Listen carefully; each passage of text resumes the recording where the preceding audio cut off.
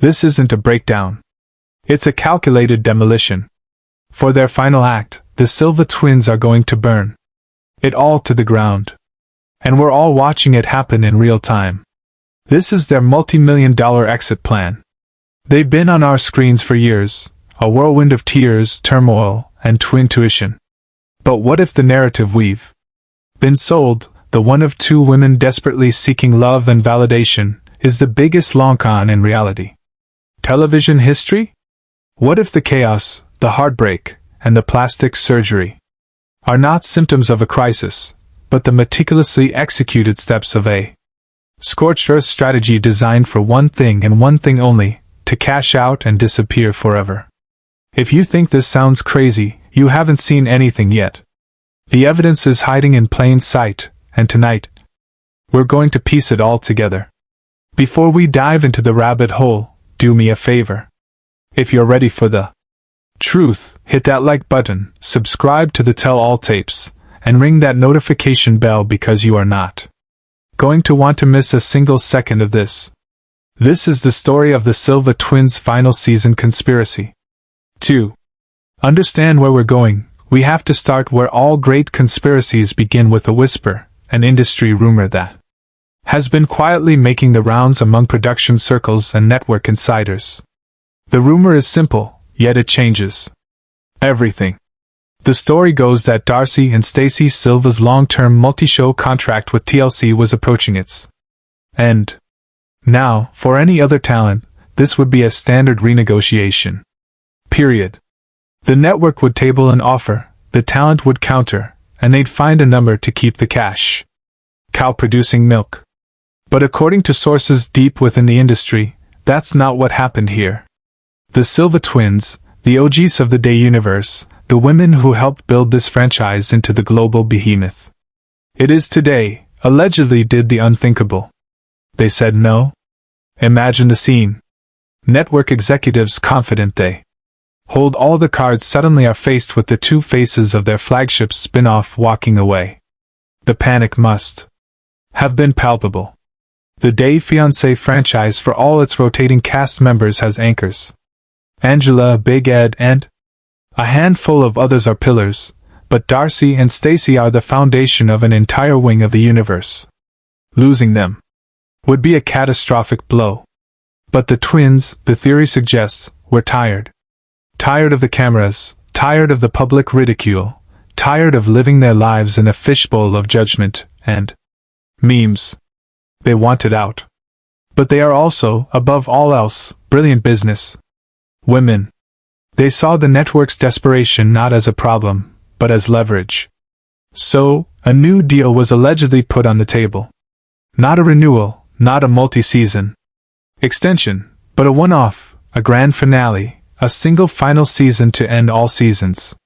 And attached to this final contract was a bonus, so enormous, so unprecedented, it's been referred to in these hushed circles as the golden parachute. We're talking a figure that would dwarf their entire earnings from the franchise up to this point. A life-changing dynasty securing payout. But it came with a condition. This couldn't be just another season of tearful arguments and questionable fashion choices. TLC needed a return on its massive investment. They needed a season so explosive, so dramatic, so unhinged that it would go down in reality television history. They needed a ratings apocalypse. And Darcey and Stacey, according to this theory, drew up a plan to give it to them.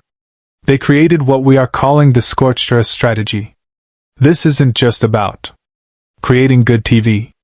This is about a systematic, deliberate demolition of their public lives. A checklist of chaos, designed to fulfill their contractual obligation, maximize their payout, and ensure that when they walk away, no one will come looking for them. It's a strategy designed to make their exit not just possible, but permanent. And the first item on that checklist, the ultimate sacrifice for a show built on romance. An ugly public and irreconcilable breakup. Enter Georgi Rusev. For seasons, the relationship between Darcey and Georgi has been a turbulent sea of passion, suspicion, and tears-soaked confessions. we've seen engagements, breakups, and reconciliations. But this final season felt different. The fights were sharper, the accusations more damaging, the emotional chasm between them wider than ever before. The conspiracy posits that this wasn't the natural decay of a troubled relationship. It was the controlled demolition phase of the exit plan. Think about the narrative beats. The accusations of Georgi using Darcey for money and fame. The dramatic confrontations with family. The final soul-crushing realization on camera that it was truly over. Each scene felt perfect, almost too perfect. It was a masterclass in hitting every single reality TV breakup trope. The betrayal. The public humiliation, the tearful packing of bags. It wasn't just a breakup. It was a televised crucifixion of the relationship executed for maximum dramatic impact. According to an anonymous source who claims to have worked on the post-production of their show, the raw footage of their final arguments was so clean it felt scripted. They described moments where the emotional escalation seemed to follow a clear three-act structure, a far cry from the messy, circular arguments typical of genuine conflict. This wasn't a couple falling apart. It was two performers hitting their marks. Georgi, in this theory, wasn't just a jilted lover. He was a co-conspirator, a willing participant in the final act, likely with his own financial incentive to play the villain one last time. His reward for playing the bad guy, a clean break and a quiet severance package, allowing him to fade back into obscurity. While Darcey played the role of the tragically wronged woman for the final time. By torching their relationship so completely, Darcey checked the first and perhaps most important box on the list. She delivered the heartbreak storyline to end all heartbreak storylines, guaranteeing a captive audience, desperate to see how she would possibly recover. But a single breakup, no matter how dramatic, isn't enough for a scorched earth finale. To truly burn it all down, they had to strike at the very heart of their brand, the twin bond. The second item on the drama checklist was a feud that threatened the very foundation of Silva's strong. For years, the unbreakable connection between Darcey and Stacey has been their narrative core. They are two halves of a whole navigating life's ups and downs together. Their brand, their business, their entire public identity is built on this twinship. So, what could be more dramatic than threatening to tear it all apart? The conflict, as it played out on our screens, centered around Stacey's husband, Florian Sukaj. The drama surrounding Florian is not new. We've seen cheating allegations and whispers of his dependency on Stacey's finances before, but this season, it was weaponized in a new and strategic way. The arguments between Darcey and Stacey were no longer just petty squabbles. They were deep foundational cracks in their relationship. Darcey's accusations that Florian was lazy and unmotivated. Stacey's fierce and sometimes illogical defense of her husband, the screaming matches that left both of them in tears. It all served a singular purpose. It created the ultimate dramatic question. After all these years, will the Silva twins finally break up? This theory suggests that the entire Florian conflict was amplified and manipulated for the cameras. The twins, who have weathered far worse storms together in private, knew exactly which buttons to push to create a compelling on-screen civil war. They manufactured a crisis that put their loyalty to the test, forcing viewers to pick a side. Are you Team Darcey, who sees her sister in a potentially toxic marriage? Or are you Team Stacey, who is standing by her man against all odds? By creating this division, they doubled their narrative potential. Every scene became charged with this underlying tension. It wasn't just about Darcey's love life anymore. It was about the potential implosion of the entire Silva family unit. This story line was the narrative insurance policy. It ensured that even if the Georgi breakup storyline lost steam, the season would still have an earth-shattering conflict at its core. It was a calculated risk. By putting their sacred twin bond on the sacrificial altar of reality TV. They were signaling to the network and the audience that for this final season, nothing was off limits. They were willing to burn their own temple to the ground for the sake of the show. With the emotional and relational fires burning, the next step in the scorched earth strategy had to be visual. It had to be something that would get everyone talking, something shocking and undeniable. The third item on the checklist, a radical physical transformation. The Silva twins have never been shy about their love for cosmetic procedures. Their journey of snatching and lifting has been a central part of their show.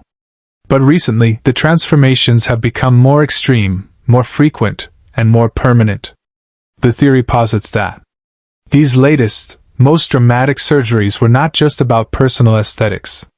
They were a strategic move in their exit plan. Think about it from a production standpoint. A shocking new look is a guaranteed storyline.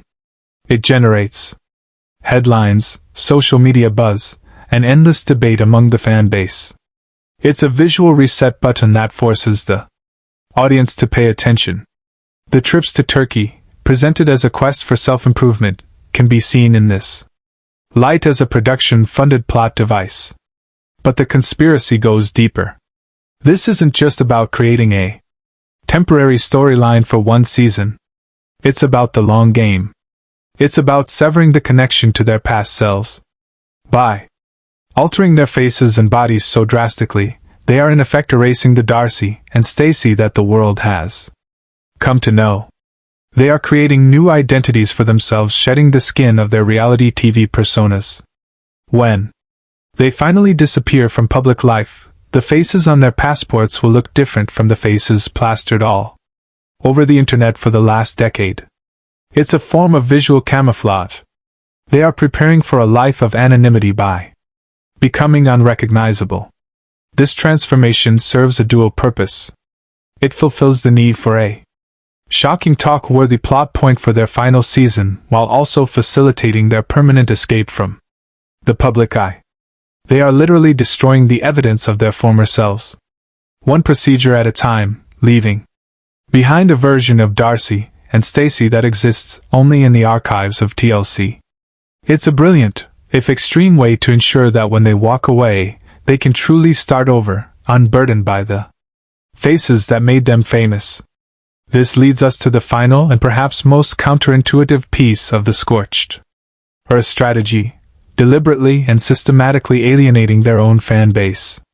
For any public figure, a loyal fan base is everything. It's their currency, their support system, their career longevity. So why would anyone in their right mind intentionally try to destroy it? The answer, according to the conspiracy, is simple. You can't have a clean break if people are begging you to come back. To disappear forever, you need to make sure no one is looking for you. You need people to be glad you're gone. Over the last year or so, there has been a noticeable shift in the twins' public-facing behavior, particularly online. The once endearing quirks have been amplified to the point of absurdity. The filtered social media posts have become so distorted they verge on self-parody. Their cameo videos, once a fun way to connect with fans, have at times become bizarre, low-effort performances that have left many purchasers feeling ripped off and confused.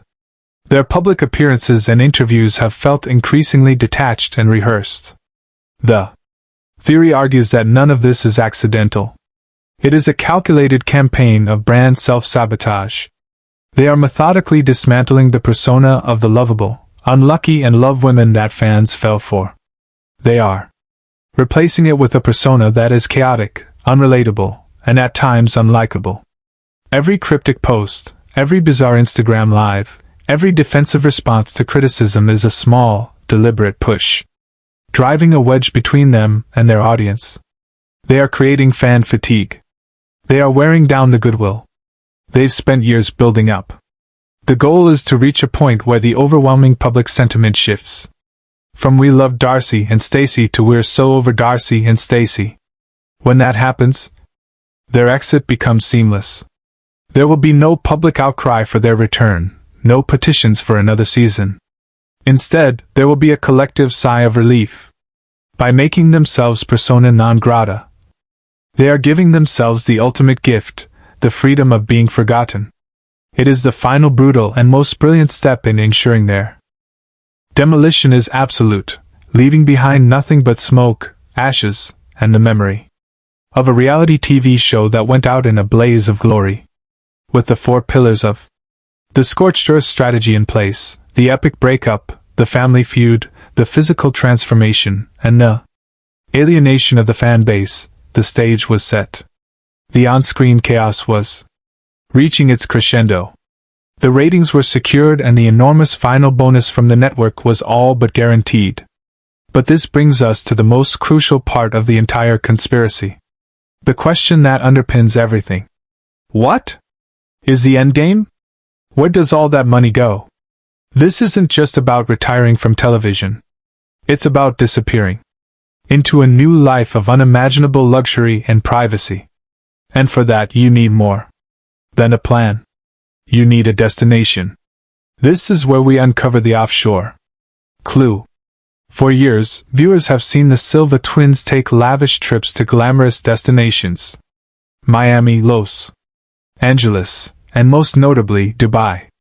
On the surface, these are presented as vacations, business trips for their clothing line or romantic getaways. They are aspirational content showcasing a lifestyle of luxury that seems to fit their brand. But the conspiracy theory reframes these trips entirely.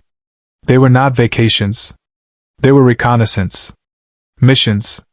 They were financial planning trips disguised as leisure. Dubai, in particular, is a key piece of this puzzle. It's a global hub of wealth, luxury, and most importantly, financial discretion. It's a place where the world's elite go to move money and secure assets with a level of privacy that is difficult to find in the Western world. The theory posits that the twins' repeated visits were for the purpose of setting up the infrastructure for their post-reality TV life. They weren't just shopping for designer clothes. They were shopping for international accountants and wealth managers. They weren't just sunbathing on the beach. They were laying the groundwork for a financial escape route. This is where the theory moves from speculation to a bombshell piece of insider information. A source claiming to have ties to the high-stakes world of international real estate for ultra-high net-worth individuals has alleged a fascinating transaction. According to this source, a newly formed shell corporation with opaque ownership, but subtle financial ties that trace back to the Silva family's business interests, recently completed a multi-million-dollar purchase. The asset, a sprawling, ultra-private villa in a country known for 2 things: its stunning beauty and its complete lack of public property records. This is a nation where a purchase of this magnitude can be made without leaving a paper trail that could be followed by journalists, fans, or even US-based legal entities. It's the perfect place to disappear.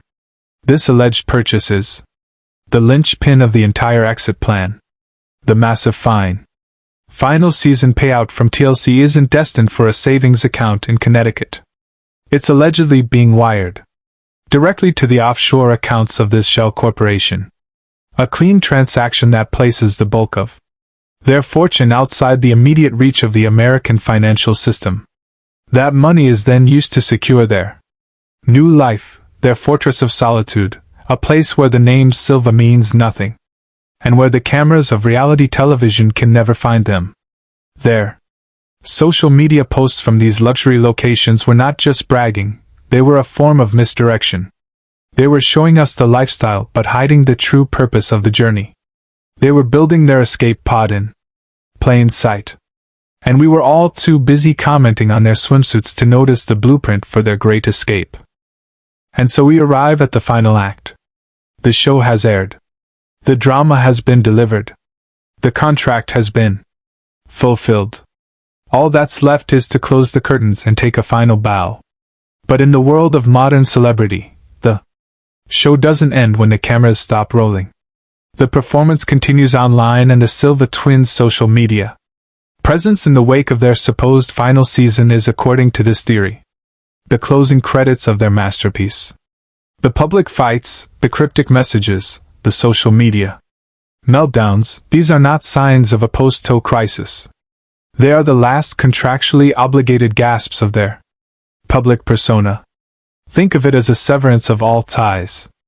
Every bizarre post that alienates another fan, every passive-aggressive comment that burns a bridge with a former co-star, every public spat that makes them appear unstable, is a deliberate act of untethering. They are making it impossible for anyone to want to work with them again.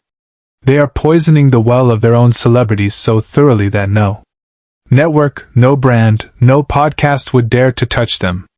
It's a controlled implosion of their public goodwill. They are not just leaving the stage. They are setting fire to it on their way out to ensure there's nothing to come back to. This is their final fulfillment of the scorched earth contract. They promised the network a finale that would reverberate through the fandom, and they are delivering it both on screen and off. The ongoing chaos is the epilogue. It keeps the buzz going, keeps the articles being written, and ensures that TLC got every penny's worth of their investment. Once that buzz dies down, once the final check has cleared and been securely moved to their offshore haven, the final step will be executed. It will happen quietly without fanfare. One day, their millions of followers will go to their Instagram pages and be met with a simple, stark message. This account no longer exists. They will delete their social media, change their numbers, and sever the last digital threads connecting them to the world that made them famous. They will cash out, and they will vanish. This brings us to the reckoning. The moment we, the audience, have to reevaluate everything we thought we knew. We have spent years watching what we believed was a tragedy, a heartbreaking and often cringe-worthy saga of two women failing at love and life in the public eye. We laughed at their malapropisms. We cried with them through their breakups. We debated their life choices with a sense of pity or frustration. But what if we were the ones being played all along? What if we weren't watching a tragedy, but a masterfully executed retirement party? The Silva twins in this light are not victims of the reality TV machine. They are its ultimate masters. They understood the game better than anyone. They recognize that in this industry, the most valuable currency is drama. The more chaos you create, the more valuable you become. They played the part of the emotional, unstable, love-addicted women to perfection because they knew that was the role the audience and the network wanted. And while we were all busy judging their choices, they were quietly building an empire and planning their escape. Their final move this scorched earth season is the checkmate. It's a move that takes all their winnings off the table and walks away, leaving the rest of the players stunned. They are not just leaving the game, they are flipping the entire board over. They have taken the public's fascination with their lives, the network's hunger for ratings, and their own willingness to become caricatures of themselves, and they have spun it into a multi-million-dollar ticket to a life of complete and total freedom. They are leaving the chaos of their public persona behind to live a life of quiet, untraceable luxury. The tears, the fights, the filters, it was all a performance. The greatest reality show they ever produced was the one where they convinced the world they were falling apart when in reality they were putting together the pieces of the perfect escape. The final season isn't the end of their story. It's the beginning of their real lives. And we, the audience, were simply the financiers of their happily ever after. We paid for the tickets to the circus, not realizing the main event was the heist happening behind the curtain. So we've laid out the blueprint for the perfect crime. A scorched earth contract, a checklist of chaos, and a multi-million-dollar vanishing act into an untraceable offshore paradise. It's a story so wild, so audacious that it seems almost too perfect to be true. But what if I told you that the plan we've just uncovered is only the surface layer? What if the scorched earth strategy we've detailed wasn't just hatched over the last year, but has been the master plan for the better part of a decade? To understand the true genius of their exit, we have to look deeper. We have to. Look at the architect, the puppet master who has been pulling the strings from the shadows since the very beginning. And it's not who you think. We need to talk about Mike Silva. On screen, Mike Silva is presented as the patriarch, the voice of reason, the stable financial bedrock in the chaotic lives of his daughters. He's the calm, sometimes exasperated father figure who swoops in with a down payment for a house or a stern but loving lecture. He is their emotional anchor. That is the character he plays. But the conspiracy theory posits a radically different role for Mike. He is not the anchor. He is the CEO. He is not the concerned father. He is the executive producer of the Silva twins' entire public career. He is the mastermind who saw the potential not in his daughter's search for love, but in their ability to monetize the performance of that search. Let's re-examine every scene he's ever been in through this new lens. His calm demeanor is not paternal patience. It's the cool, detached observation of a director watching his actors hit their marks. His financial interventions are not fatherly gifts. They are strategic capital investments into the production. When he questions Georgi or Florian about their finances, it's not a dad being protective. It's a business partner vetting a potential new cast member's storyline potential and their risk to the overall brand. Mike Silva, a successful international businessman in his own right, allegedly saw the burgeoning reality TV landscape for what it was, the most lucrative, low-overhead business opportunity of the modern age. You don't need a factory or inventory. Your assets are your life stories. Your product is your drama. Sources familiar with the family's business dealings before their television fame describe Mike as a shrewd, brilliant, and incredibly private strategist. Nothing happens in that family's financial world without Mike's approval.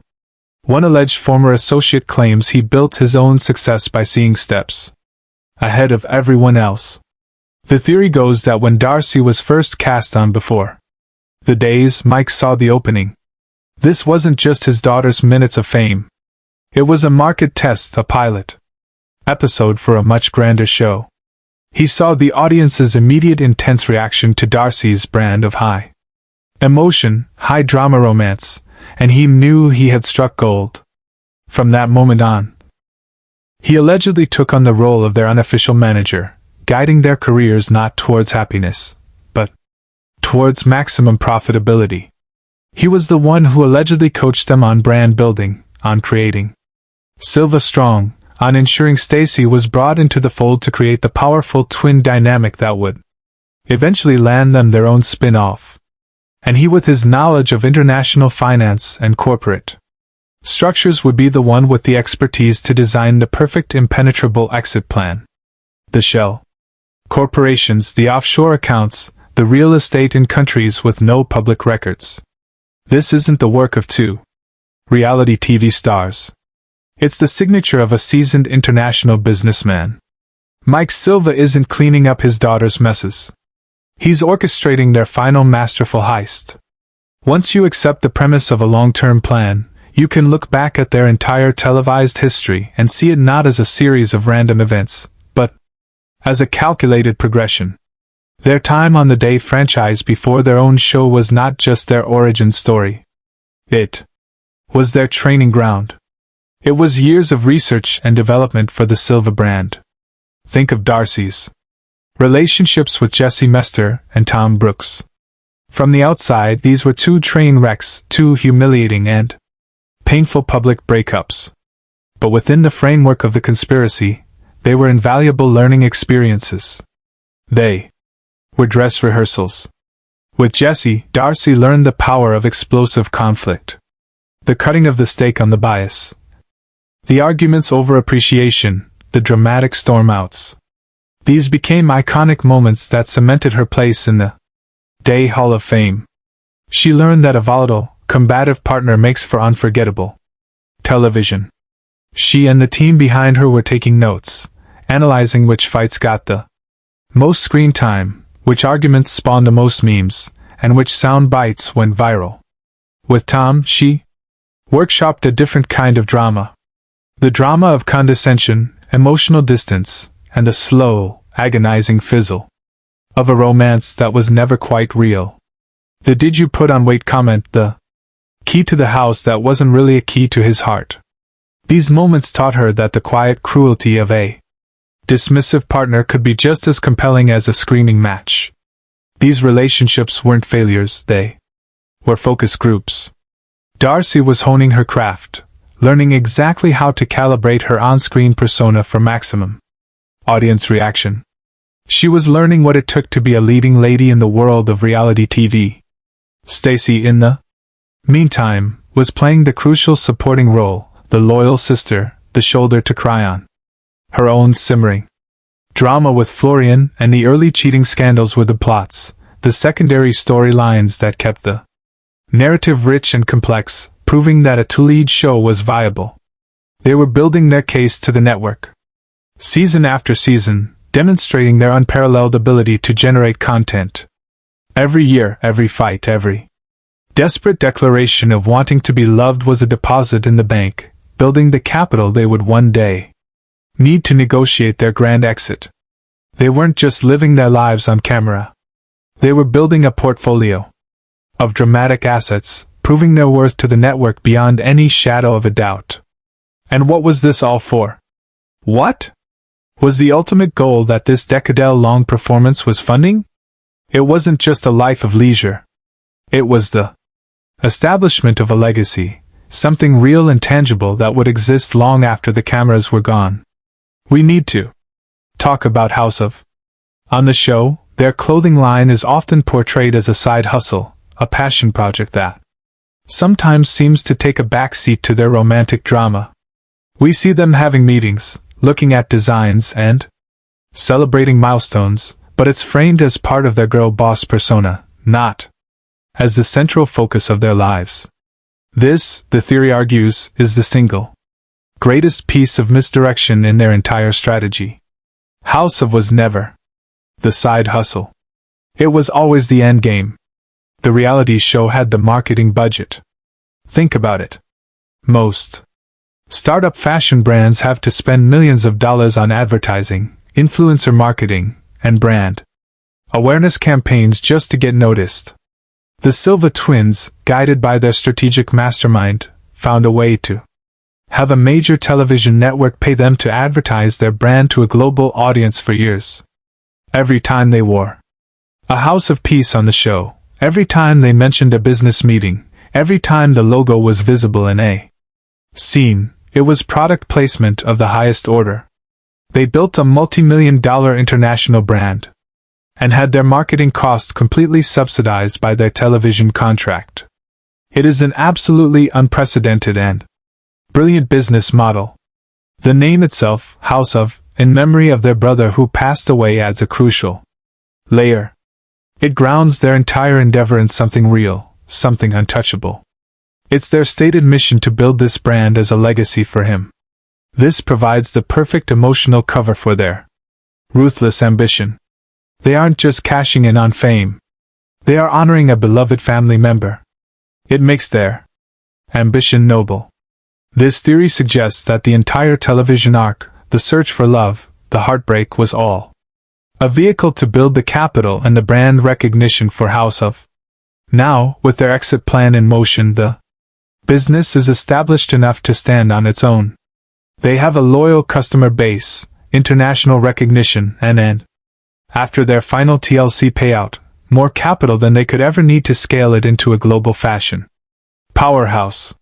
They will be able to run this empire from their private undisclosed location, living off the profits, and finally stepping into the role they were always auditioning for. Not as desperate reality stars, but as powerful behind-the-scenes mogul. The show was just the incredibly lucrative decade-long launch party for the real business of their lives. But this raises a critical question. How could two people maintain such an elaborate performance for so many years? How could they produce such seemingly genuine tears, such raw looking emotional breakdowns if it was all just an act? But the emotions looked so real argument is the most Common push back against any theory like this. And the answer is as complex and fascinating as the plan itself. The answer is that they weren't just acting. They were masters of method acting. A method actor doesn't just pretend to be a character. They inhabit them. They blur the lines between themselves and the role, drawing on real memories and real emotions to create a performance that is indistinguishable from reality. The conspiracy theory posits that this is exactly what Darcey and Stacey have been doing for a decade.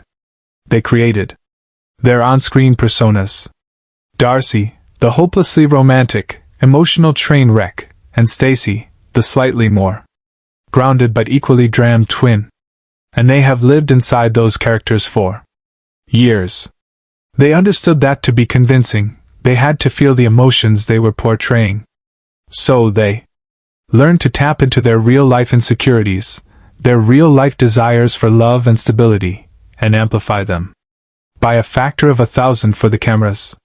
When Darcey cries over a man, she is likely drawing on the real pain of past heartbreaks. But she is dialing it up to a level of theatricality required for a hit TV show. The situations may be manufactured, the conflicts may be strategically escalated, but the tears are drawn from a real place, which is precisely why they are so convincing to us as viewers. They have been living in this state of heightened reality for so long that the line between their true selves and their on-screen characters has likely become almost meaningless. This also serves as a powerful protective mechanism. By creating these caricatures, they shield their true private selves from the public. The person the world is judging, mocking, and dissecting isn't the real Darcey Silva. It's the character she has created. The real Darcey is the businesswoman who goes home, takes off the costume, and counts the money. This method acting approach is what makes their performance believable, and it's what has allowed them to endure years of intense public scrutiny. They are not being ridiculed, their characters are. It is the ultimate psychological armor, allowing them to play the game without suffering the true emotional cost, all while getting paid handsomely to do so. This brings us back to the final mechanics of their disappearance. We've discussed the offshore villa and the shell corporation, but let's dive deeper into the logistical genius of the financial plan allegedly designed by their father, Mike. We're not just talking about moving money. We're talking about creating a financial fortress.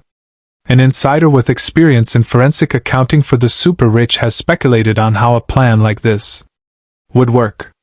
You wouldn't just wire money to a bank in Dubai. The source explains that's amateur hour. A real plan involves layers of abstraction. The first step would be the creation of an irrevocable trust likely established in a legally secured jurisdiction like Liechtenstein or the Cook Islands. This trust would be the legal owner of the shell corporation. The twins would be the beneficiaries of the trust but not the direct owners. This creates a legal firewall. The next layer is the shell corporation itself registered in a place like Panama or the British Virgin Islands where the true owners are not a matter of public record. This corporation is the entity that would receive the final massive payment from the network. So the money flows from TLC to the corporation which is owned by the trust. The twins have no direct taxable link to the initial income in a way that could be easily traced. The corporation then uses that capital to make investments. The primary investment, of course, is the self-contained compound we mentioned earlier. The source described this property as being chosen for its complete self-sufficiency. You look for properties with their own deep water wells, solar power generation capabilities, and preferably a helicopter landing pad. The goal is to minimize the need to interact with the outside world. The purchase would be made by the corporation. So, the twins' names would appear on no deed. The rest of the money would be diversified into a portfolio of international bonds, stocks, and possibly even physical assets like gold stored in private vaults in places like Switzerland. The entire structure is designed for one purpose: to make their wealth as invisible and untouchable as their new lives. It is a sophisticated, multi-layered, financial disappearing act far beyond the capabilities of your average reality star, but perfectly in line with the skills of a seasoned international businessman planning his family's final and most profitable move. So why now? Why pull the plug at the height of their fame? Every successful strategist knows that the most critical part of any plan is the timing of the exit. The twins and their mastermind advisor allegedly identified a confluence of factors that made this the perfect moment to execute their finale. The first factor is peak value. Their brand, fueled by years of drama and their own spin-off, had reached its absolute zenith. They were more famous, more talked about, and more valuable to the network than ever before. This was the moment of maximum leverage. They knew that if they waited another season or two, fan fatigue could set in, their storylines could grow stale, and another newer reality star could steal their thunder. Their value might dip and the golden parachute offer would shrink. They chose to sell at the absolute top of the market. The second, and perhaps more human reason, is the personal toll they are approaching. While their method acting may have shielded them psychologically, the physical demands of maintaining their on-screen personas, the constant travel, the grueling production schedules, and of course, the extreme physical transformations are not sustainable forever. They wanted to cash out while they were still young and healthy enough to enjoy the life they had earned. They wanted to spend their S and beyond in private luxury, not in front of a camera crew manufacturing another tearful confrontation. This wasn't just a business decision. It was a life decision. They had spent a decade building their prison of fame, and they had finally amassed enough resources to buy the key and walk away for good. The final season, the Scorched Earth campaign, was not a surrender. It was a declaration of victory.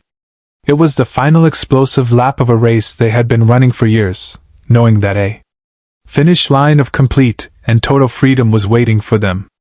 So, as we watch the final pieces of their public lives crumble, as we see the last vestiges of their fan goodwill burn away, we must remember the theory that changes everything.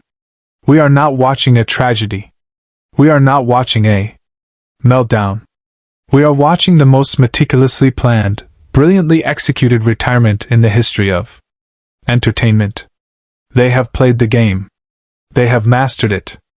And now they are taking their winnings and leaving the casino forever. They turn their tears into treasure and their trauma into a ticket to paradise, leaving us all behind to debate the chaos they created. It's a finale worthy of their legacy. If this really is the twins' grand exit plan, do you see it as a brilliant business move or a final betrayal of their fans? And what will the Day universe be like without them?